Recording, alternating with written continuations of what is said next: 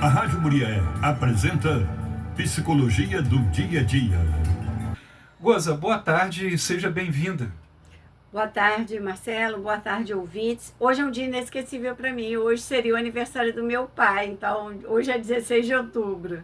Hoje nós vamos debater sobre a importância da brincadeira na vida das crianças. Nos adultos, nós adultos esquecemos como brincar e esquecemos a enorme satisfação gerada pela brincadeira. Brincar não é uma atividade, mas um estado mental. Brincar é o trabalho da criança. Goza, o que brincar representa para a criança?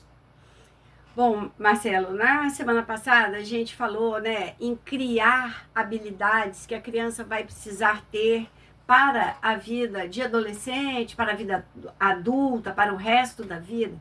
E eu fiquei preocupada de ficar parecendo assim, que a infância é um período de treinar a criança, de doutrinar a criança, de só trabalhar com ela. Mas o trabalho da criança é brincar. O oposto de brincar, há estudiosos que falam que o oposto de brincar é a depressão. A criança que não brinca, a criança que não cria, a criança que não inventa uma brincadeira, a criança que não tem esse tempo onde ela possa usar da fantasia dela, das coisas naturais, do pensamento dela, ela é uma criança que não se desenvolve adequadamente. Então, eu não tinha me lembrado disso quando estava preparando esse programa, mas me lembrei agora. Há muito tempo atrás, eu fui à casa de uma prima e o neto dela estava lá. E eu ia sempre lá, ele era criança, mas ele tinha essa familiaridade comigo. Aí ele falou para mim assim, se eu te convidar para o meu aniversário, você vem? Aí eu falei, venho. Que dia que é o seu aniversário? E estava longe ainda. Era abril, por aí, ele falou, aí a avó dele falou, você só em agosto. Eu falei, não, mas eu posso vir sim. Por que você já está começando a convidar? Você vai convidar muitas pessoas? Aí ele falou, eu vou convidar o coelhinho da Páscoa, o Papai Noel e o cara do Ano Novo. Porque assim, olha, se a Páscoa tem um coelhinho, se o Natal tem um Papai Noel, o Ano Novo deve ter alguém também. Então eu vou convidar o cara do Ano Novo também. Gostei dessa ideia. Então assim, essa fantasia, isso é brincar para a criança. Ele estava brincando de preparar o aniversário, ele estava pensando, ele estava fazendo um exercício cognitivo de futuro, de organização. Então, assim, uma criança que não tenha essa liberdade, que não brinque com o próprio pensamento, com o próprio corpo, com as coisas do ambiente dela, com a terra, com a pedrinha, com a florzinha, com o matinho, com a bola, com o carrinho, mas com um pedacinho de madeira que é alguma coisa.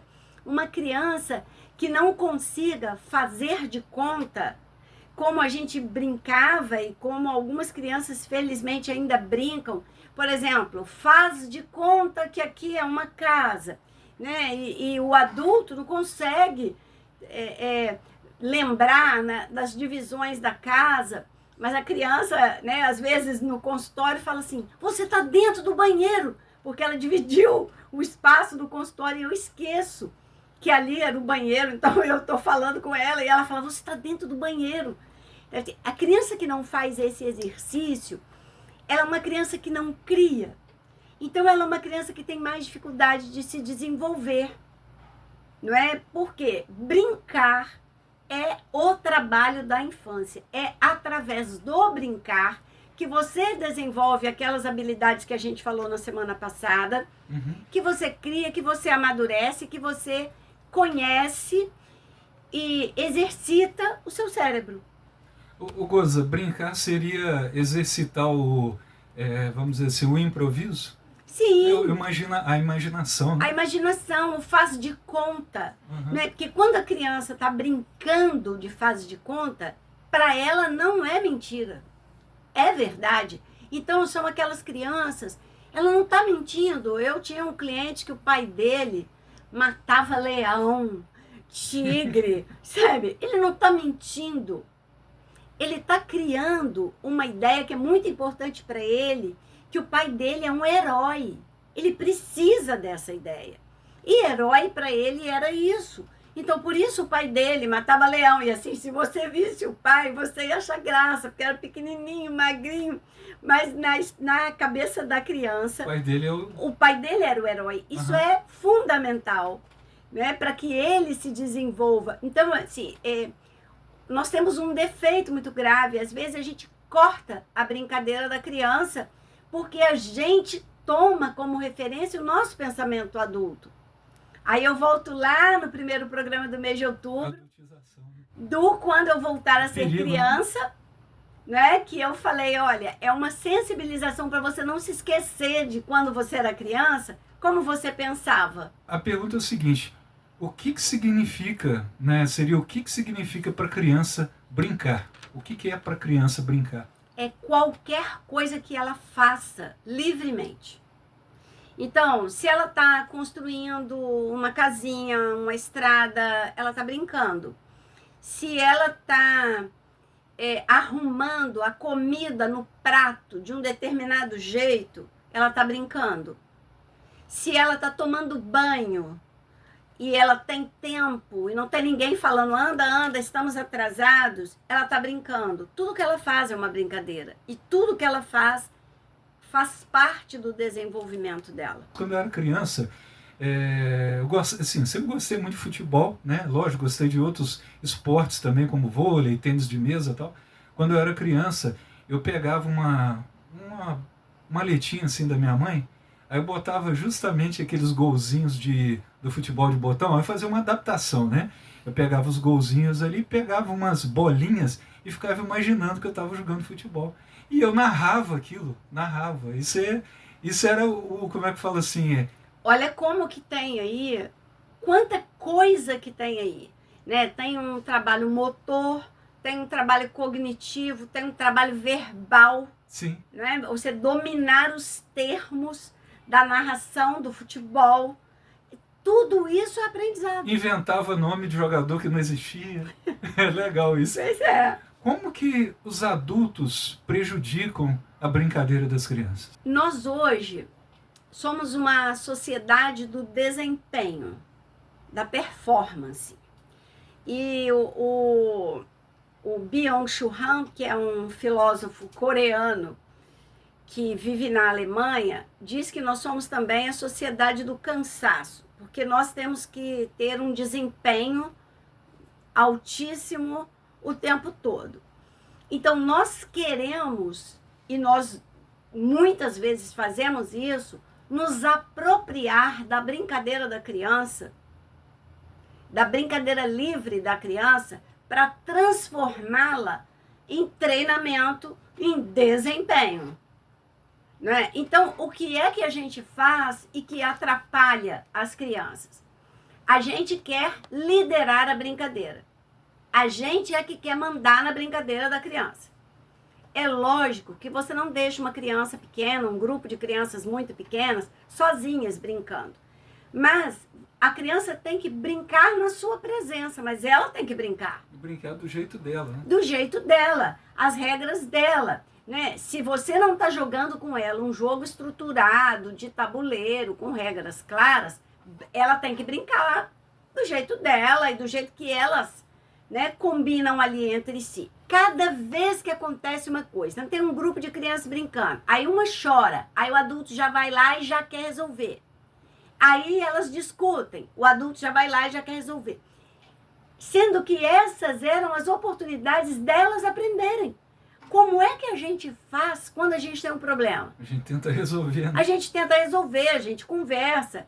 Então, eventualmente, vai dar briga, mordida, arranhão, né? E isso faz parte. Você vai entrar quando a coisa passar do limite, mas você vai falar, olha, o que é que a gente pode fazer? Não é você dar a solução.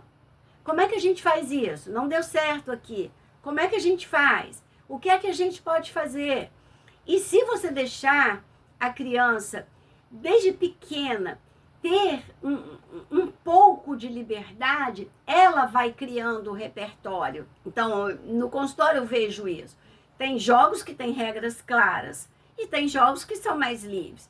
Então, eu estou jogando o Jenga, que é uma torre toda feita com reguinhas de madeira que você monta e depois você tem que ir tirando reguinhas e aumentando a torre. Você fala aí, ó, você tem que tirar uma e pôr aqui em cima. Uma hora vai cair. Então, quando a criança, ela já é muito tensa, ela já tem medo de errar, eu falo, mas a brincadeira é fazer a torre cair.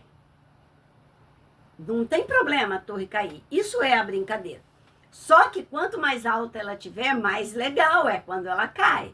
Então, vamos tentar fazer a torre ficar alta. A torre começa com 18 andares.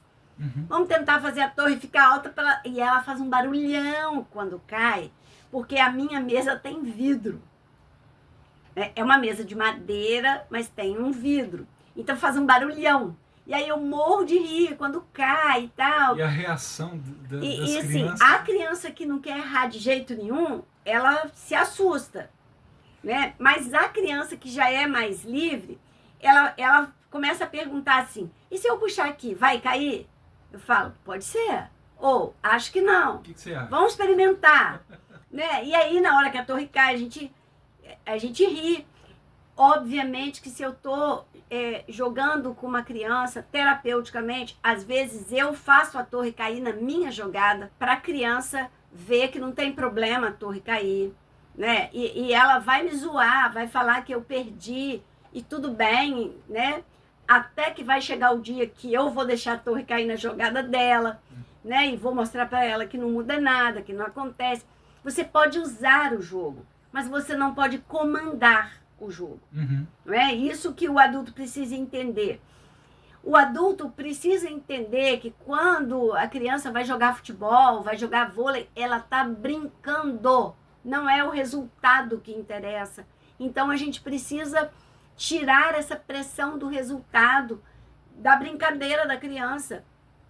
Seu time perdeu, você chega em casa, você já está chateado, aí você leva uma bronca, porque seu time perdeu. Perdeu! Um tem que perder para o outro ganhar. Exatamente. É assim mesmo. Né? A derrota faz parte. Mas você jogou bem, mas você se esforçou, valeu. Ou hoje você não jogou tão bem assim, acontece. Né? Aí você pode pegar um jogador de futebol de verdade e falar, olha, até os profissionais erram, não tem problema. Não é você exigir desempenho, porque isso, nós somos uma sociedade para quem o desempenho interessa mais que o fazer. E se você não faz, você não aprende a fazer. O seu desempenho nunca melhora. Né? Então isso é muito, muito difícil. E atolar a agenda da criança também atrapalha. Porque aí oferecer muitas atividades, né? Ela não desfruta de nada do que ela faz. Ela nem sabe o que ela gosta de fazer. Ela sabe o que ela tem que fazer. Né? Então você vê crianças de 4 anos que emendam 3 atividades. Né? A criança vai na psicóloga, sai da psicóloga, vai para a fono, sai da fono, vai para a natação, depois ela vai em casa, toma um banho, almoça, vai para a escola. Né? Então, assim, muito. Isso é muito. E não é isso que faz a criança se preparar. O que prepara a criança é ela poder viver cada fase. Você estava falando sobre isso, eu lembrei até de uma coisa que eu queria comentar com você. Uma ocasião, eu estava com meu filho mais novo, né, aqui no Cristo. Aí ele foi lá brincar com os meninos, fazer amizade com os coleguinhas que ele não conhecia, né, tal. Aí ele tá lá brincando, tal. De repente, o menino chutou a bola bateu no rosto dele. Ele olhou para mim e fez aquela cara de triste e veio na minha direção. Aí ele me perguntou, ele olhou para mim e eu falei, o que foi? Pai, chutou no meu rosto. Eu falei assim, meu filho, vai chutar um monte de vez. É assim mesmo, futebol machuca. Aí ele, ah é? Eu falei, volta lá e vai jogar bola. Você vai tomar bolado de novo. Aí ele, tá bom, voltou e foi jogar bola. Ou seja, se eu fosse proteger, né? Se eu fosse falar, então para, porque senão, né? Vai machucar, você não pode machucar. Né? O doutor Daniel Becker outro dia falou assim, daqui a pouco vai ter uma lei, Daniel Becker não, o Léo Freeman, falou assim, daqui a pouco os pais vão querer fazer uma lei, né? Vão querer uma lei onde faça um parquinho onde é impossível arranhar joelho. Né? Porque a criança não pode machucar. Olha, ele não machucou sério, né? Foi uma bolada. Não, foi uma coisa... Uma coisa do jogo. E você vai falar isso. É assim mesmo, né? Pode continuar jogando, tá tudo bem, não tem problema, não machucou. Nada. Né? Mas o que nós estamos vendo hoje? Pais que aí vão tirar satisfação com a outra criança. Você deu uma bolada no meu filho. Não, eu tava jogando bola. E isso acontece. Exatamente. Né? E aí você diz, quando você é o pai que vai lá tirar satisfação, porque aconteceu uma coisa natural, não é porque houve um abuso, um desrespeito. Falando uma coisa natural, você é o pai que diz para o seu filho, você é incapaz de lidar com a realidade. Exatamente. Ele vai introduzindo essa informação sem perceber, né, Goza? E ele vai passando isso, você não dá conta da realidade. Você não dá conta de um jogo de futebol. Você não dá conta de conviver com meninos maiores. Você não dá conta de jogar um jogo com regras. E aí, o que é que você está dizendo para o seu filho? Que ele é incapaz. Ao passo que você precisa dizer, olha, isso faz parte. Quer continuar? Vamos lá. Vai lá. Estou do seu lado. Te apoio.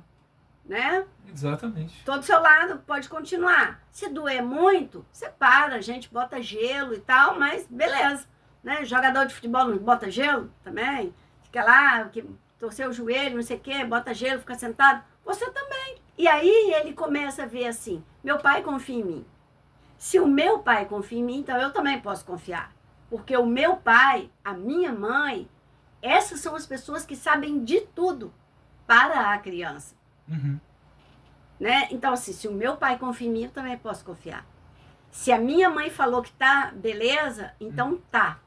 É a construção do amadurecimento, né, Goza? É a construção da personalidade, da confiança, da autoestima. Né? Você começa isso de fora para dentro. Mas isso precisa ser repetido para que isso exista de dentro para fora. Mas para estar lá dentro tem que ir, né? E eu acho que o mais legal é o resultado, porque, por exemplo, depois que a criança atinge uma idade em que ela começa a fazer as coisas sem precisar do auxílio do pai e da mãe, aí que o pai e a mãe vai ver, olha, ele está crescendo, ele cresceu, ele já toma decisões. Bons pais são os que se tornam desnecessários. Nossa, ótimo isso. Ô Goza, a gente está chegando no final, muito bom esse tema de hoje, né? Aliás, todos são, né? A gente sempre fica muito feliz com esses temas que realmente precisam ser trabalhados. Outra coisa, Goza, eu estou sempre vendo as mensagens que eu recebo, pessoal comentando sempre alguma coisa. Inclusive, da entrevista passada, uma ouvinte nossa falou assim, nossa, ela me deu um tapa de realidade. Isso é muito bom. Muito bom. Por quê? A gente não pode criar os filhos negando a realidade. A gente pode não gostar da realidade em que a gente vive, mas para transformá-la, a gente precisa estar nela. Eu não sou obrigada a gostar da realidade onde eu vivo. Eu só não posso negá-la, porque se eu negá-la, eu não vou transformá-la. Para transformá-la, eu tenho que partir dela. Verdade. Ô Goza, para a gente finalizar, hoje qual que é a mensagem, qual que é o abraço? Então, eu vou continuar mandando um abraço para todos os pais, todas as mães, todos os educadores. Ontem foi dia do professor, né? Todas as pessoas que se sentem comprometidas com o presente e com o futuro. A gente não chega ao futuro sem viver o presente. Então, essas pessoas que estão comprometidas com o presente e com o futuro, como pai, como mãe, como educador, elas merecem o nosso respeito, elas merecem o nosso apoio e elas merecem o reconhecimento social. Então, hoje a minha homenagem é para essas pessoas, para as pessoas que educam, como pais e como professores. Apresentamos